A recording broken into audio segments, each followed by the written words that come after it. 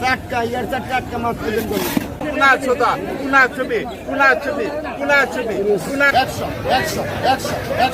দামের দাম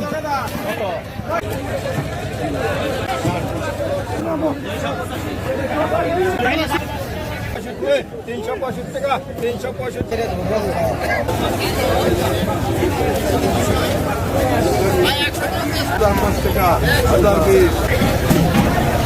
আজকে আমরা যাচ্ছি মানিকগঞ্জ জেলার তরা মাছের আড়তে। আজকে আপনাদের দেখাবো তরা মাছের আড়তের চিত্র। এখানে বিভিন্ন ধরনের দেশি এবং চাষ করা অনেক ধরনের মাছ পাওয়া যায়। আপনারা যে কোনো ধরনের মাছ চাইলে এই আড়তে পাবেন।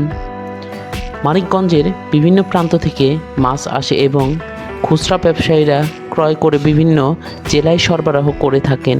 দর্শক, আমরা তরা মাছের আড়তের উদ্দেশ্যে রওনা হয়ে মাঝপথে চলে এসেছি। যদি আপনারা এই আড়তে মানিকগঞ্জ শহর থেকে আসতে চান, সেই ক্ষেত্রে 15 থেকে 20 মিনিট সময় লাগবে।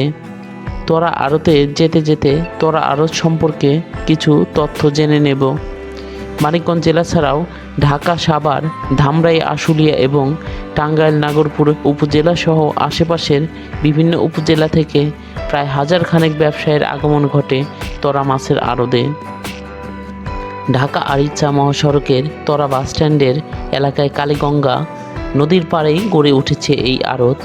ভোর 6টা থেকে 8টা পর্যন্ত ক্রেতা বিক্রেতার হাঁকডাকে সরগম হয় এই আড়ত।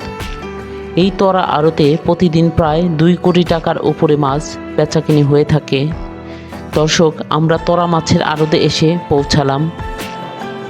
আমরা এখন ঘুরে ঘুরে তরা মাছের আড়তের বিভিন্ন ধরনের দেশি বিদেশি প্রজাতির মাছ দেখাবো এবং ভিডিওটি দেখতে থাকুন এবং তরা মাছের আড়তের দৃশ্য উপভোগ করুন।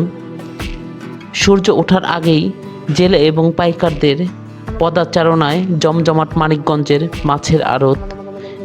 দেশের বৃহৎ মাছের আড়ত এই তরা আড়ত, 100 বছরের ঐতিহ্যবাহী মাছের আড়ত। এই আড়তে মলা, সরপুঁটি, বোয়াল, আইরকাটা, কার্পো জাতীয় মাছ, চাপলা, রুই, কই, মৃগেল, ইলিশ ইত্যাদি বিভিন্ন ধরনের মাছ পাওয়া যায়।